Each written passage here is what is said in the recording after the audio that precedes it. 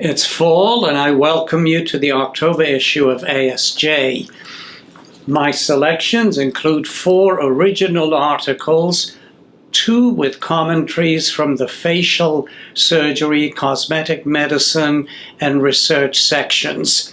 I also invite you to read our first ever in-issue supplement, sponsored by Mertz, The Role of Calcium Hydroxyapatite, Radius as a Regenerative Aesthetic Treatment, a narrative review. Finally, don't miss the 3 international translated abstracts this month in Turkish, Korean, and Chinese. Next month, French, Portuguese, and Spanish.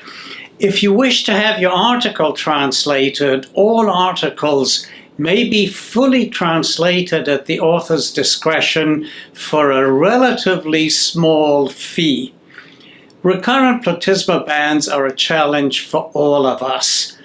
This international original article in the face section from Australia by Dr. Leonard Minelli and colleagues clarifies the regional anatomy of the platysma, its innovation to explain clinical phenomena and to provide an anatomic basis for new surgical techniques to rejuvenate the neck and prevent recurrent platysmal banding.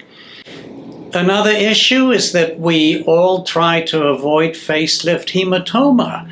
The hemostatic neck has gained in popularity, and in this international original article from the face section from the UK, Dr. Tim Jansen and co-authors report on a 5-year experience of senior author Mr. Norman Waterhouse, pointing out the safety and efficacy of the hemostatic net to reduce hematoma.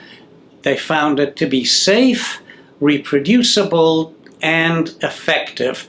A commentary by Dr. Luiz Arswald and Andre Arswald from Brazil, who introduced the net to us, describes additional uses of the net, such as effectiveness in accommodating large skin flaps, redraping extensive cervical flaps during neck lifts.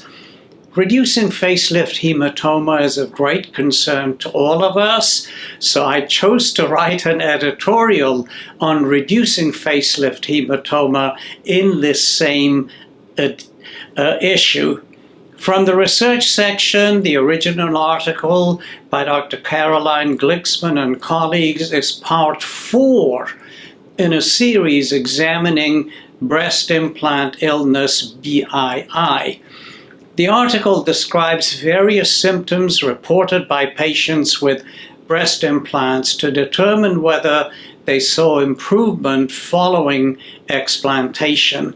The key is that they found, regardless of the type of capsulectomy performed, symptom improvements were seen for up to a year.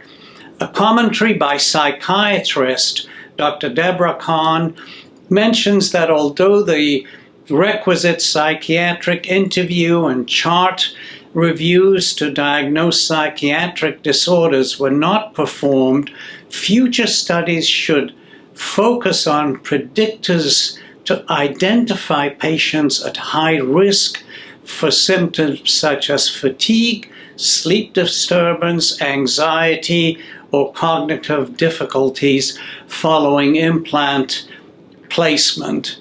It's good to see that we're making progress on this and that we now have science behind it. Finally, the original article by Dr. Paul Ruff IV and co-authors looked at the safety and efficacy of Renuvion, a minimally invasive helium plasma device for neck rejuvenation. Their data demonstrated benefits for patients in the appearance of lax skin in the neck and submental area. That's it for October. Enjoy the fall, and I'll be back with you in November.